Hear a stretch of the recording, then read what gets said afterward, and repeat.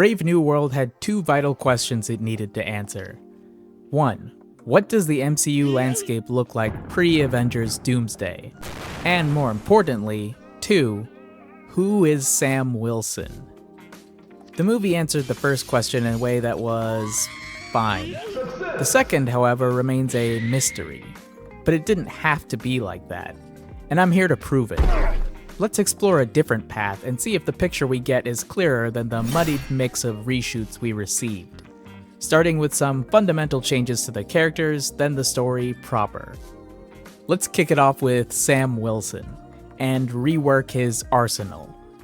No more vibranium wings, no more retractable CGI helmet. So what does he have? Well, I'll answer your question with a question, big dog. If he's Captain America, where's his gun? Remember when Sam used to keep those things on him? That was back when he got rocked by a fresh out of training Ant-Man, which we're not gonna talk about. Anyway, Sam isn't Steve. He can't just barrel through 20 dudes on his own.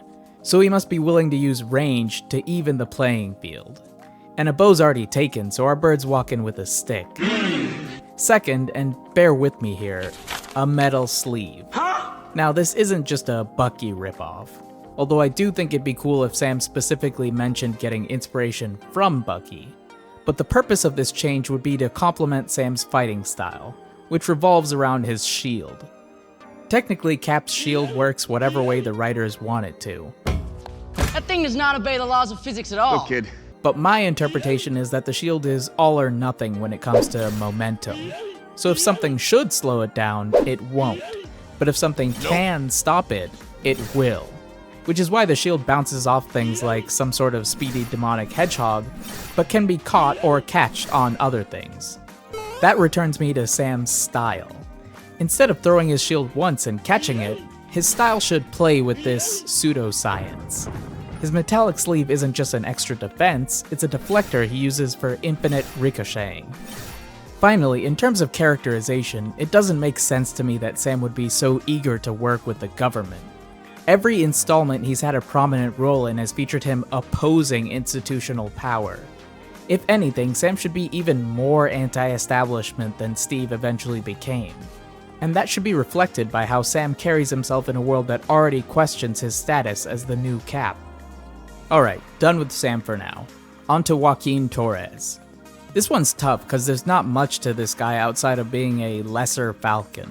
Wow. But since nobody cares about this character, I feel like I can get away with changing whatever I want. I mean, come on, this is him in the comics. He looks like a Power Ranger who's about to proudly tell his parents that he pottied by himself this time. Instead of Joaquin being Falcon 2.0, let's make him his own thing, by making him an amalgamation of other things. I like the idea that Joaquin is an admirer of heroes. He even desperately wants to be one, which is why he venerates Sam. This version of Joaquin would want to form his identity by taking aspects from other ones, within reason. Meaning, a version of the Iron Spider suit. Except this one Joaquin built himself. And while this version of him is a spectacular engineer, he's no Tony Stark. Nor does he have the same resources. So the appendages are manually controlled and can't retract any farther than folding onto Joaquin's back. The armor does not self-repair or grant enhanced stats, and there are no web shooters. So what's the point? Well, first, his helmet, which isn't retractable CGI, remote controls Red Wing. Instead of web shooters, Joaquin has a wrist gun because he's a real American, and a poison-coated Assassin's Creed-style wrist blade on his other wrist. Don't worry, the poison is a non-lethal sedative. Let's maintain most of Joaquin's personality, but make him a little more starry-eyed and naive. He hasn't been through anything Sam has, meaning his knowledge of the world is lacking, which, along with his innate skills, makes him a lot more trusting and reckless. Next up, Ruth Bat-Seraph. Look, nobody is gonna care if I change this character either, so I'm going sicko mode. This version of Ruth has aerokinesis, or airbending, but she doesn't use it the way we'd normally see it because she's not a superhero, she's a government agent. I envision her fighting style to be more about precision than power, She fights like a boxer, using punches that shoot compact streams of air to take down her opponents from afar. Defensively, she uses air slashes to deflect bullets. Also, she cannot fly. What? Yet. I like the idea of superheroes' powers expanding as they get more experience, like Tony in Iron Man 1 vs. Infinity War. Also, you may be wondering where Ruth's powers come from, but that's something we'll get into later. Stay tuned. In terms of characterization, this Ruth is a foil to Sam in that while he has spent his recent career facing institutional powers like Hydra or Team Iron Man, she has spent her life devoted to an institution that she thinks gives her purpose, which would obviously be explored in this movie and challenged. Alright, we've established our golden trio. Let's see what else we can get away with. Cold open into Act 1. Sam drops from a night sky toward his mission target, an isolated forest compound.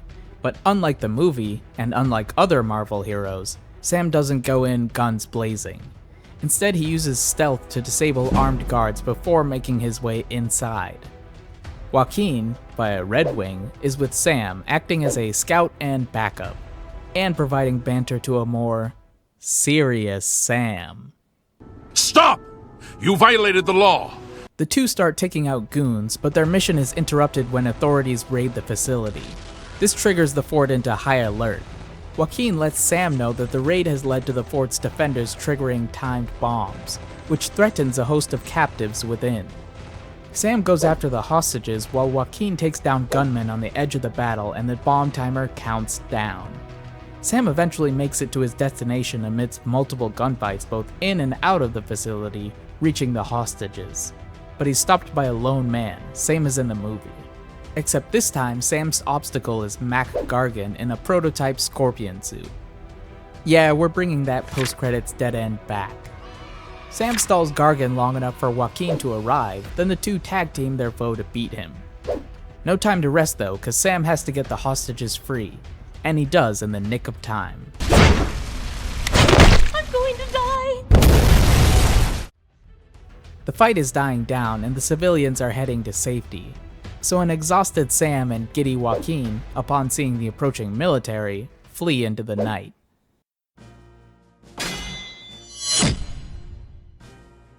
Sam and Joaquin are approached by two figures, Ruth Bat-Seraph and Thaddeus Ross. In this version, Ross leads the Agency of Enhanced Affairs, but he's both on his way out and running for president. Ross directs Sam and Joaquin to Dr. Samuel Stearns, who in this version openly works for Ross as part of ANA's R&D department. Dr. Stearns wears prosthetics that mask his deformities, while still making him look uncanny. He's also avoided jail time by developing pills that nullify a rare genetic disorder Ross has, which definitely isn't foreshadowing, don't even worry about it, big dog. Dr. Stearns and Ross inform Sam and Joaquin that the compound they just helped clear out belonged to a domestic terror group called the Founding Sons. That same group broke into the science wing of the AEA before stealing classified material. Stearns and Thaddeus want Sam to reclaim said material, but despite his partner's eagerness, Sam brushes them off, saying that he and Joaquin will do it independently. But Ross uses veiled threats against Isaiah to coerce Sam into working with him, and assigns Ruth to be Sam's handler while they handle the Founding Sons. And so our story goes. The crux of this movie is Sam, Joaquin, and Ruth's hunt for and battle against the Founding Sons. A good contrast for this movie would be for our heroes to frequently correspond with Ross, who is cold and demanding even to Ruth, while alternatively seeking advice from Isaiah, who is warm and encouraging even to Ruth. Also, side note, it'd be cool for Sam to keep Isaiah's identity from Ruth and the audience. That way, casual viewers don't get this revelation dumped in their lap, while superfans who watched Birdman and the Buckster get to smugly tell their friends who this guy is on the ride home. Anyway, our trio and the Founding Sons conflict escalates throughout Act 2, and we meet our main villain, Frank Simpson, aka Nuke, a super soldier. But he's not Captain America. Instead, Nuke takes pills to gain super strength, stamina, and limited regeneration, along with healthy doses of mental instability. Yikes! Meaning Frank Simpson is a threat. and has plans. See, Frank doesn't like the way the country is going. He believes America has fallen into weakness and capitulated to the undeserving. But he also believes there are patriots willing to stand up and reclaim the country, if he gives them a figure to rally around, and a shock big enough to draw the eyes of not just America, but the world. After a rough encounter with Nuke, our heroes regroup, and Ruth admits the truth, that Frank Simpson isn't actually an outside actor. Instead, he and she belong to Weapon Plus, which is a program meant to create super soldiers. She is the only successful subject from a series of procedures that activated a hidden power locked within her genetic code.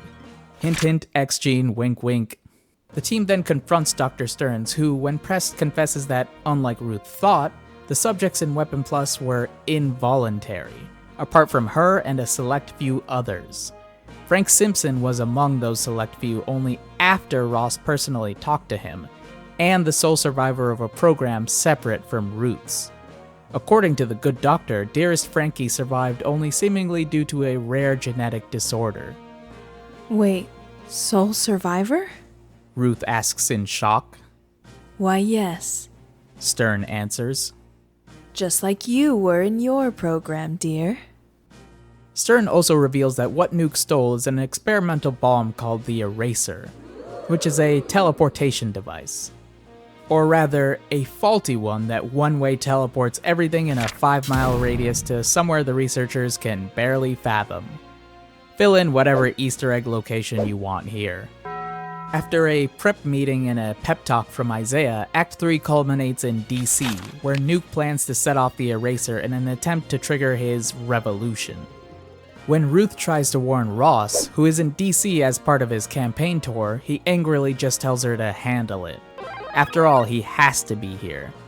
It's the 4th of July.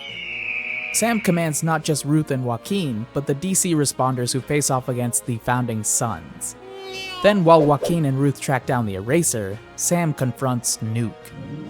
I'd imagine this duel to be longer than the 30-second Red Hulk fight, and more brutal. Nuke is a roided out madman, meaning Sam has to pull out all the stops, and listen to the typical villain speech. Sam doesn't deserve the shield, the country must be reborn, it's time for patriots to rise up, yada yada. Nuke uses his PEDs to get the advantage and beat Sam within a few inches of his life. But by the time he's defeated Sam, Frank realizes that the fight was never one Sam meant to win. It was just one Sam meant to drag out. In his rage, Frank didn't notice that Sam was drawing him away from Ross's venue and the rest of the Founding Sons, instead luring him onto the streets of DC. Nor did he notice the sirens getting closer or the armed platoons of men now positioned against him. In other words, he's cooked. Joaquin and Ruth find the Eraser, but it's too late to disable it. So Joaquin attaches the bomb to Red Wing, then Ruth uses an air funnel to accelerate the drone as it flies straight up. The Eraser then detonates above DC amidst a field of fireworks, and the day is saved. In the aftermath, a battered Sam, supported by Joaquin and a now fully turncoated Ruth, confronts Ross. Sam reveals that he knows Frank Simpson, aka Nuke, is Ross's illegitimate son. What? But when Ross asks what Sam wants, he simply answers, Justice. There's no deal to be made. Sam just wanted to see the look on Ross's face when his world ended. Ruth leaks the human experimentation trials of Weapon Plus, leading to Ross and Dr. Stern's imprisonment. And the movie ends with our three heroes restarting the Avengers Initiative.